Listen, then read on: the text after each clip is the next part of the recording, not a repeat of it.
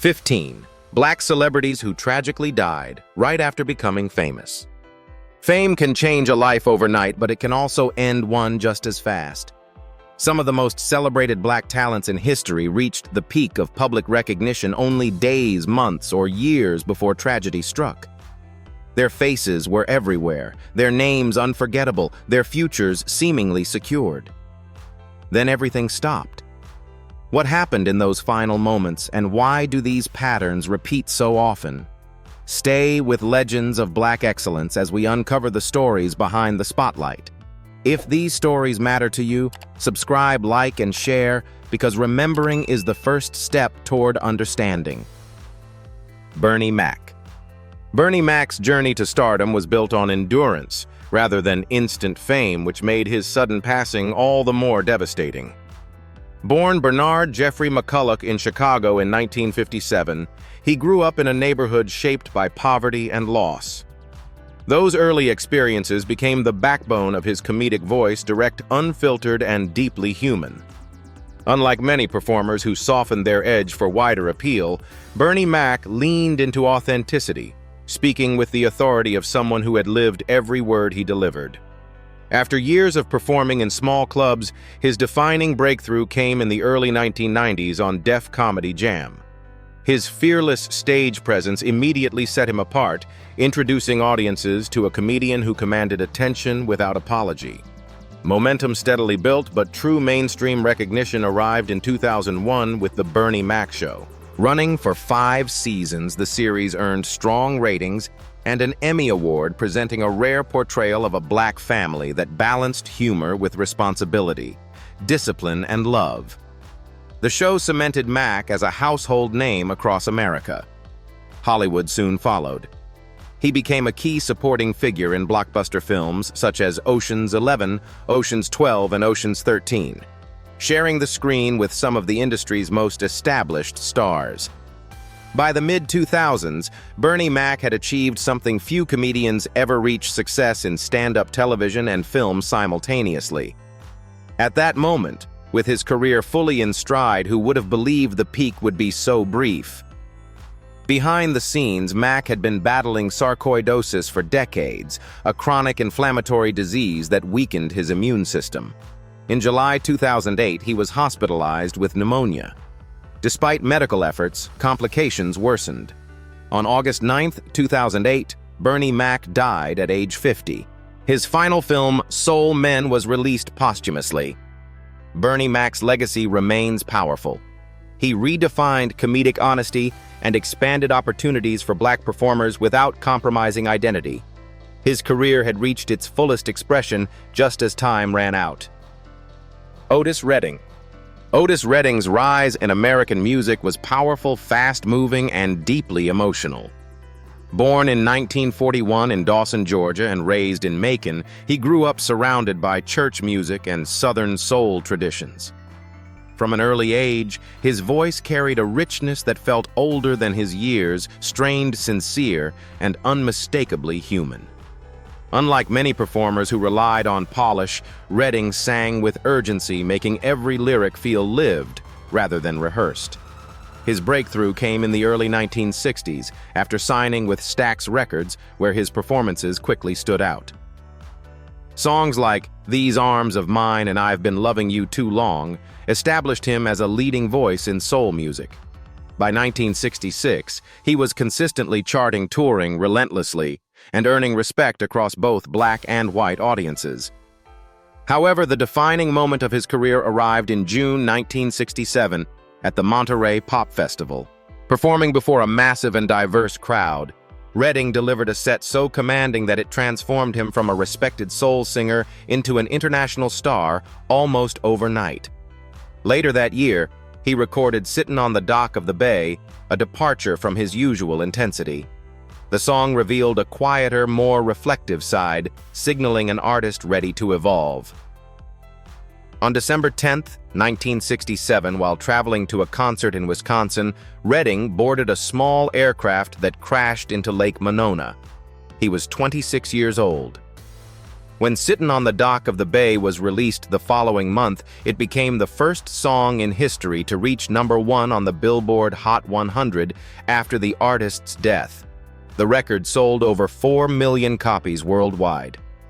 Otis Redding's career spanned only a few years, yet his influence reshaped soul music forever. His voice remains a benchmark of emotional honesty, timeless, powerful, and irreplaceable. Phyllis Hyman. Phyllis Hyman's success was defined by elegance control and a voice that carried remarkable depth.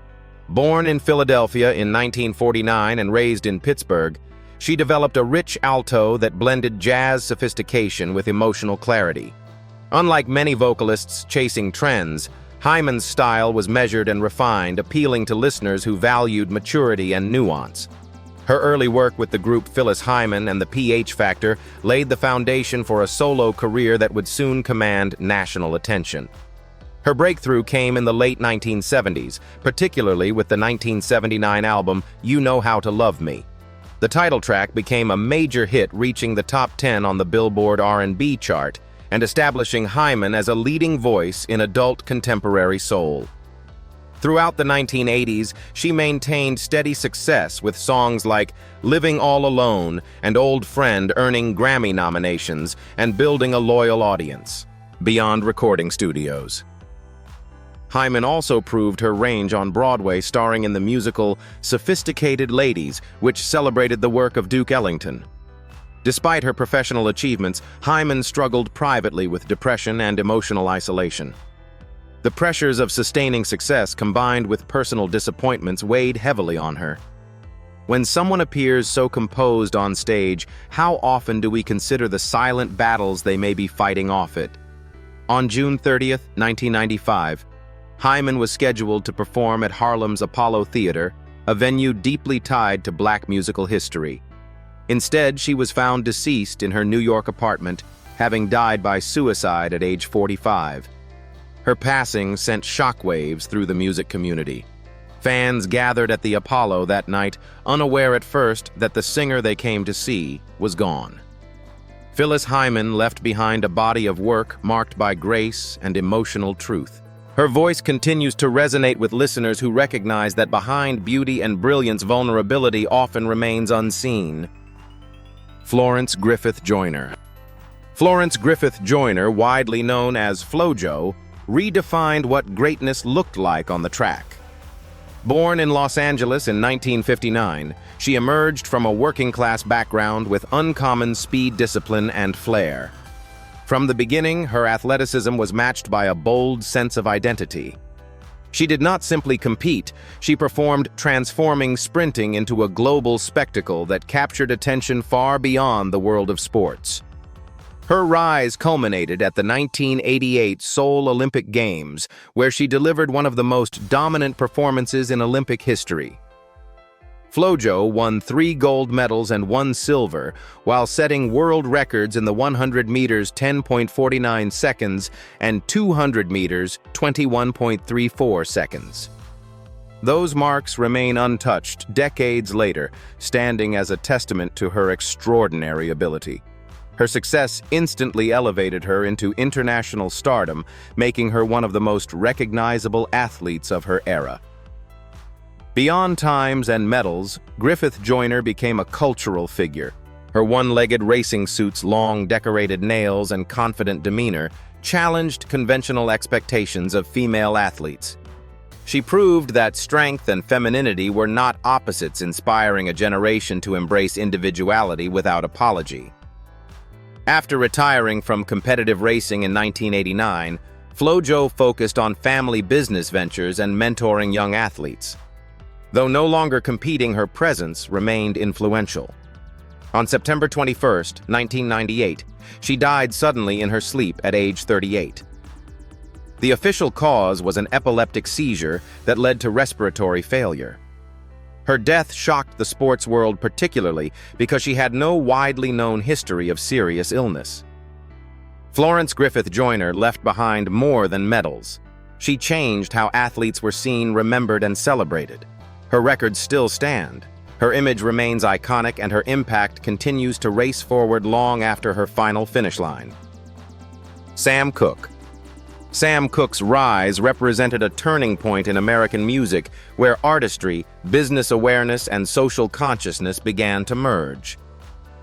Born Samuel Cooke in 1931 in Clarksdale, Mississippi, and raised in Chicago, he first gained recognition as a gospel singer with the Soul Stirrers. Even then, his voice stood out smooth, controlled, and emotionally precise. When he crossed over into secular music in the late 1950s, he helped shape what would become modern soul. His 1957 single, You Send Me, reached #1 on the Billboard Hot 100, instantly transforming Cooke into a mainstream star. Throughout the early 1960s, he followed with a string of successful recordings, including Chain Gang Cupid and Wonderful World. Unlike many black artists of his era, Cooke also fought for ownership of his work, founding his own label and publishing company. This business independence marked him as not only a performer, but a pioneer advocating long-term control over creative output. In 1964, Cooke recorded A Change Is Gonna Come, a song inspired by personal experiences with racism and the broader civil rights movement.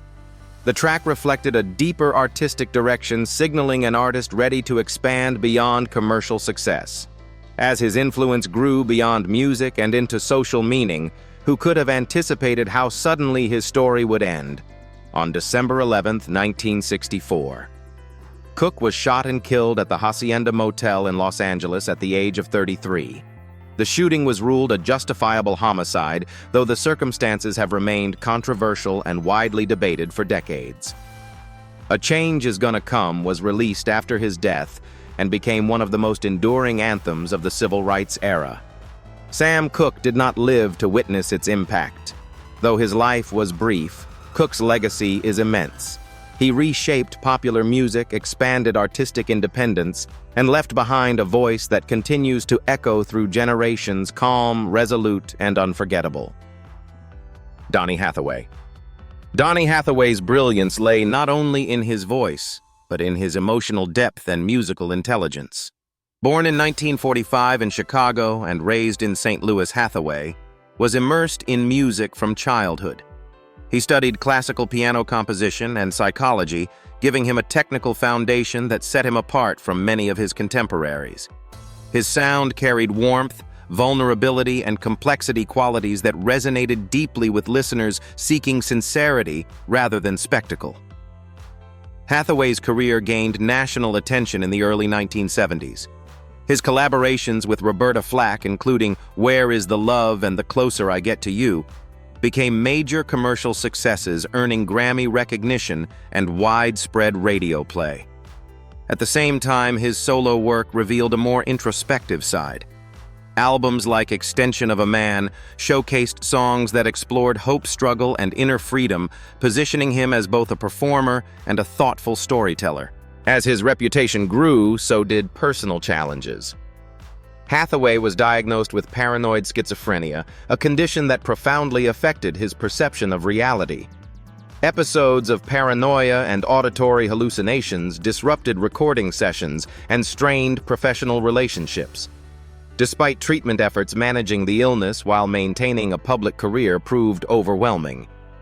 In January 1979, Hathaway was in New York working on new music, attempting to re-establish stability in his career.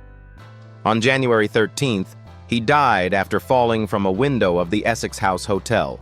He was 33 years old. His death was ruled a suicide, though it left many who admired him searching for understanding rather than answers. Donny Hathaway's influence extends far beyond his short lifespan. His recordings continue to be studied, sampled, and revered for their emotional honesty and musical sophistication.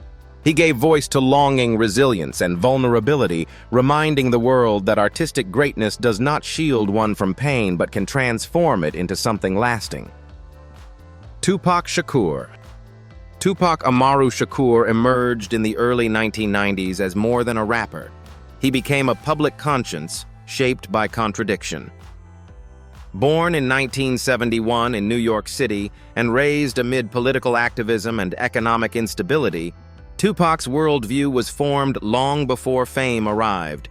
His lyrics reflected systemic injustice, Inner conflict and survival delivered with an urgency that demanded attention. While many artists sought escape through music, Tupac used it as confrontation. His breakthrough came with Tupacalypse Now in 1991, but it was Me Against the World, 95, that marked a turning point. Released while he was incarcerated, the album debuted at #1 on the Billboard 200, a first for an artist in prison. The following year, All Eyes on Me expanded his reach dramatically. The double album sold over 5 million copies in its first year, confirming Tupac as the dominant voice in hip-hop at the time. Alongside music, he built a parallel career in film, earning praise for performances in Juice and Poetic Justice. Despite commercial triumph, controversy followed him closely. Legal troubles, media scrutiny, and escalating tensions within the hip-hop community placed him at the center of a volatile cultural moment, when success arrives under constant pressure and public judgment. How long can anyone remain untouched? On September 7, 1996, after attending a boxing match in Las Vegas, Tupac was shot multiple times while riding in a car. He died 6 days later on September 13th at age 25. His death remains one of the most analyzed tragedies in music history, with unanswered questions continuing decades later. Yet focusing solely on the mystery risks overshadowing his contributions. Tupac wrote extensively, blending poetry with social critique, and addressed themes that many artists avoided. His work continues to resonate across generations, studied in classrooms, and echoed in modern music. Tupac Shakur's fame arrived swiftly, burned intensely, and ended abruptly.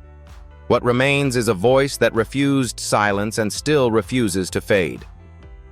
The Notorious B.I.G. Christopher Wallace, known to the world as the Notorious B.I.G., rose from Brooklyn streets to redefine the sound and structure of hip-hop in the 1990s. Born in 1972 in New York City, his storytelling ability distinguished him early. Rather than relying on speed or aggression alone, Biggie used clarity, rhythm, and narrative precision, painting detailed portraits of ambition, consequence, and survival.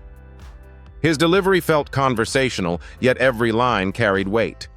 His breakthrough arrived with Ready to Die in 1994, an album that balanced commercial appeal with stark realism. The record peaked at number 13 on the Billboard 200 and eventually went multi-platinum, positioning Biggie as the leading voice of East Coast rap. By 1996, anticipation for his second project had reached unprecedented levels. Industry insiders and fans alike recognized that his influence was expanding beyond music into cultural leadership. In early 1997, Biggie completed Life After Death, a double album showcasing his artistic growth. Tracks like Hypnotize and Mo Money. Mo Problems suggested a broader, more confident vision. On March 9, 1997, after attending a music industry event in Los Angeles, Biggie was shot while riding in a vehicle. He was pronounced dead shortly after at just 24 years old.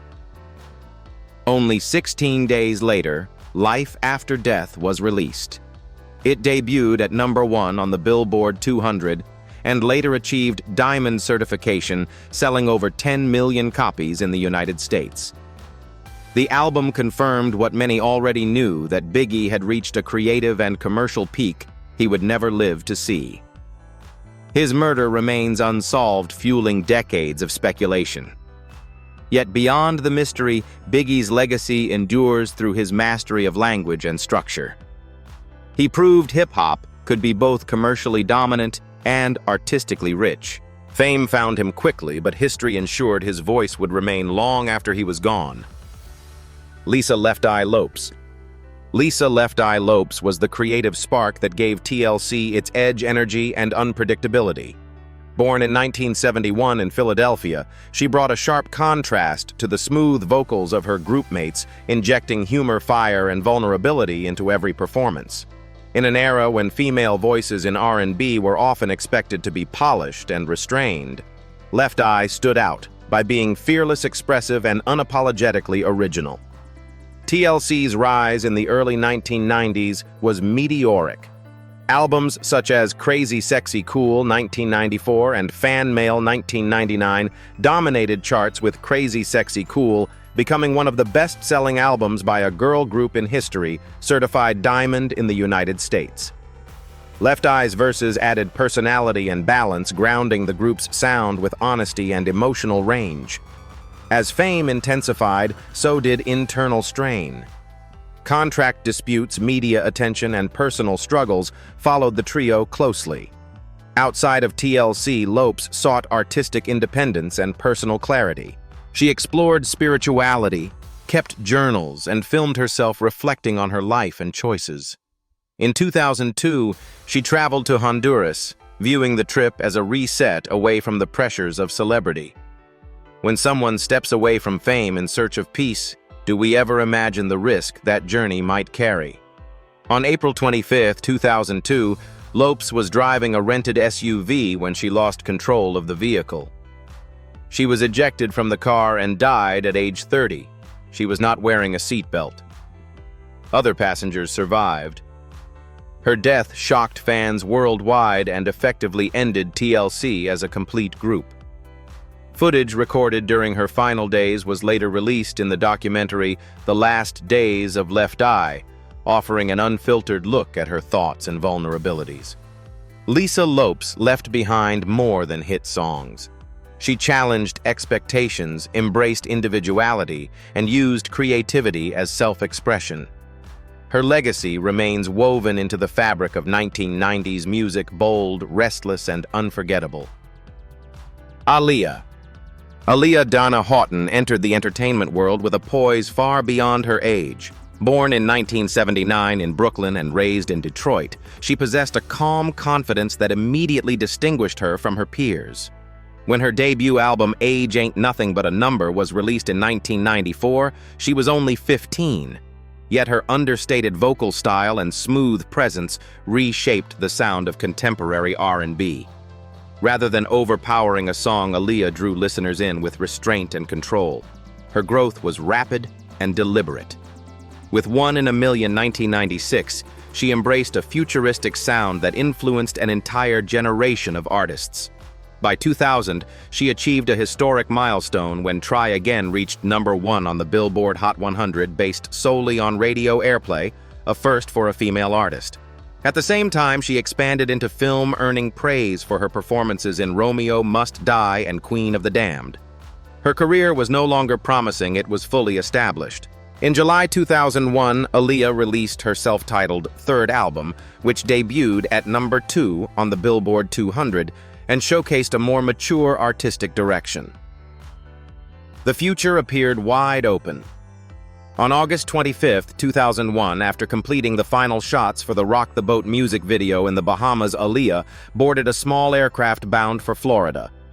Shortly after takeoff, the overloaded plane crashed, killing all on board. She was 22 years old. The shock of her death reverberated across the world. Tributes poured in from fans and fellow artists alike. Aaliyah's work continues to inspire not through volume or spectacle, but through balance, elegance, and innovation. Her career was brief, yet her influence remains deeply embedded in modern R&B, proof that lasting impact does not require time, only truth. Merlin Santana. Merlin Santana's career unfolded at a moment when young black television actors were beginning to gain wider visibility, and he quickly became one of its most recognizable faces. Born in 1976 in New York City to Dominican parents, Santana entered the entertainment industry at a young age, appearing in commercials and television roles throughout the early 1990s.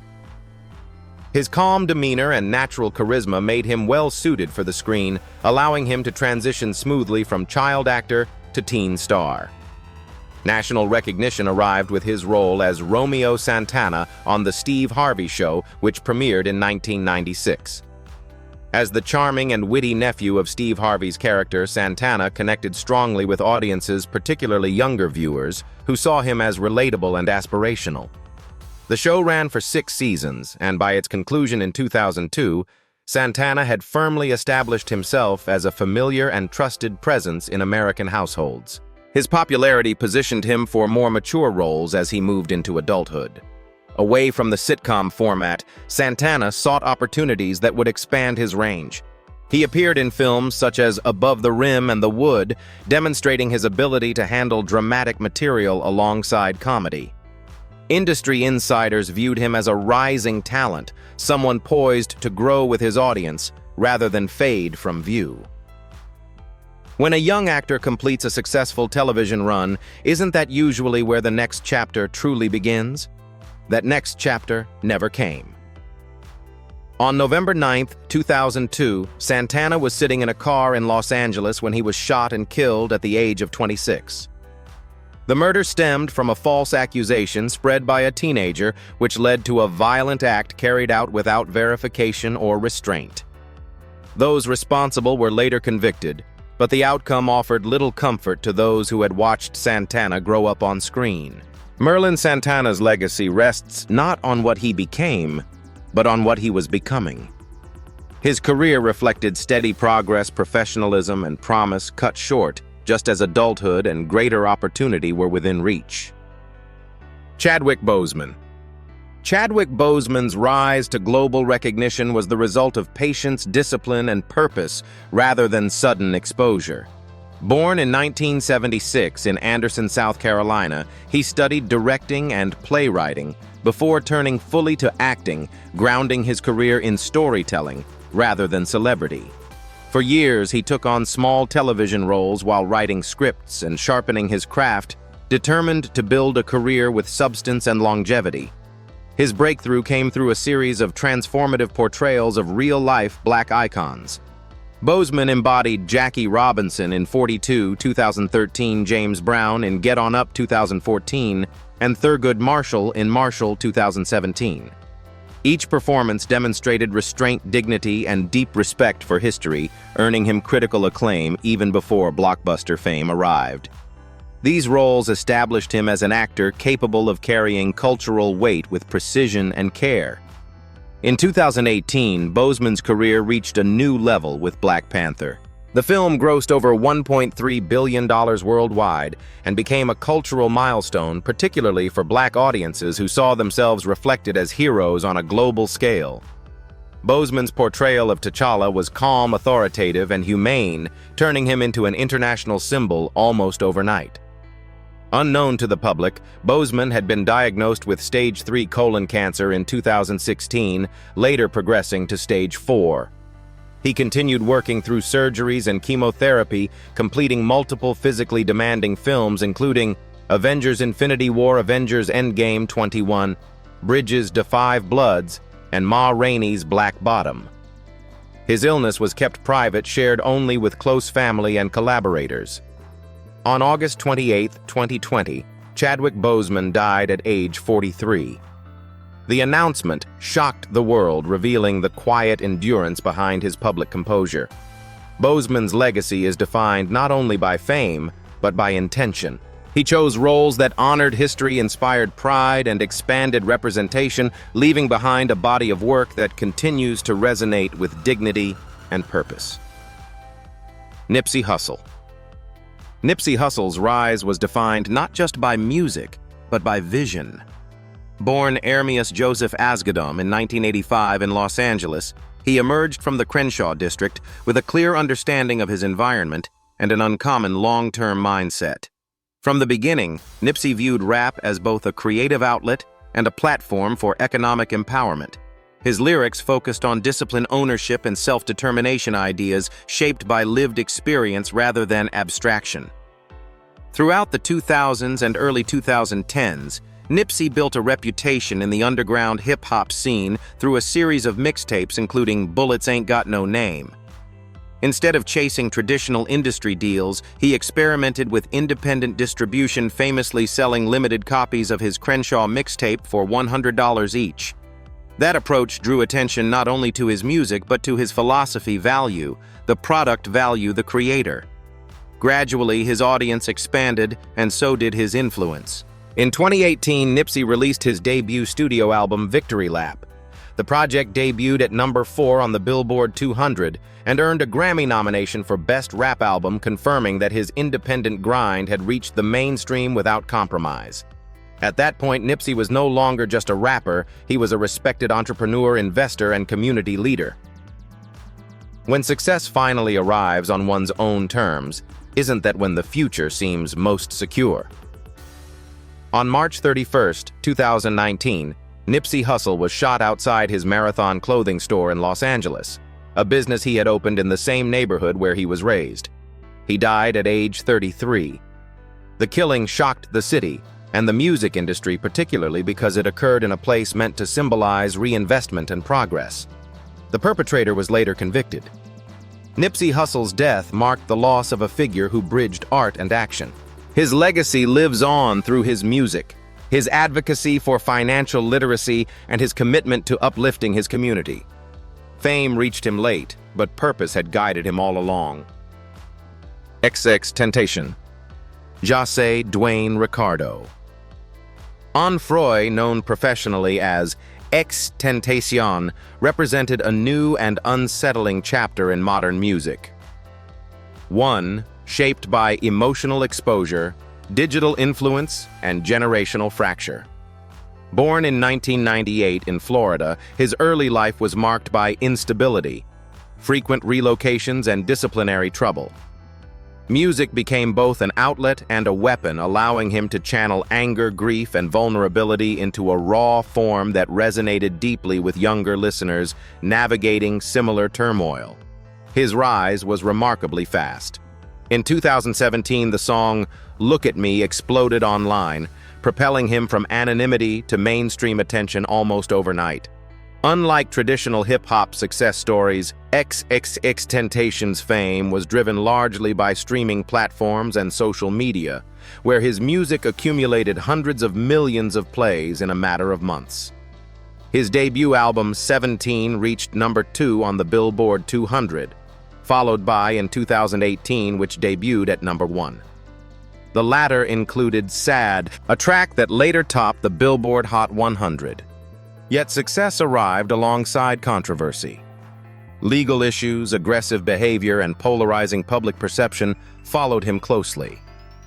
At the same time, he spoke openly about depression, loneliness, and self-destruction, often encouraging fans to confront their own emotional struggles. His ability to connect emotionally with millions was undeniable, even as his personal life remained turbulent. On June 18, 2018, XXXTentacion was shot during a robbery outside a motorcycle dealership in Deerfield Beach, Florida. He was pronounced dead shortly after at age 20. The suspects were later arrested and convicted, bringing legal closure but little emotional resolution for fans. After his death, his music continued to chart, reflecting the depth of his reach. XXXTentacion's legacy is complex and often debated, but his impact is undeniable. Fame found him quickly before growth could catch up, leaving behind a body of work that reflects both the promise and peril of sudden stardom in the digital age. Pop Smoke. Pop Smoke's ascent was swift, unmistakable, and deeply influential, reshaping the sound of East Coast hip-hop just as it began to dominate mainstream culture again.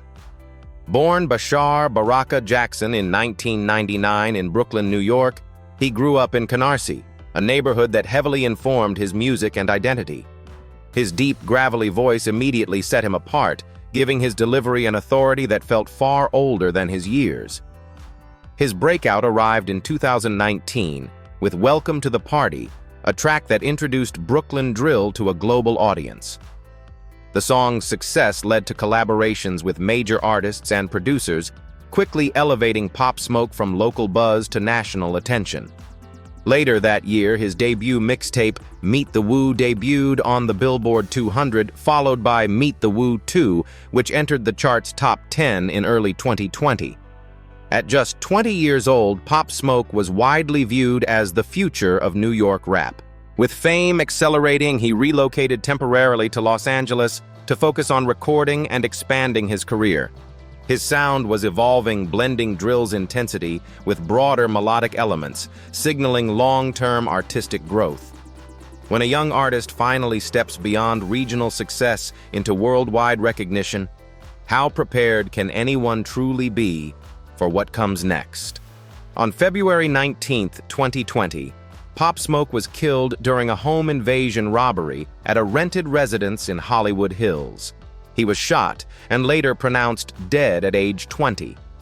The suspects, several of whom were juveniles at the time, were eventually arrested and convicted. The suddenness of his death sent shockwaves through the music industry, particularly in New York, where many viewed him as a generational leader in the making. Following his passing, Pop Smoke's debut studio album, Shoot for the Stars, Aim for the Moon, was released and debuted at #1 on the Billboard 200, remaining there for multiple weeks. The album confirmed what fans already believed: his momentum was real and his potential was vast. Pop Smoke's legacy endures through influence rather than longevity. He revived a movement, carried a city's sound forward, and left an imprint far larger than his short time allowed.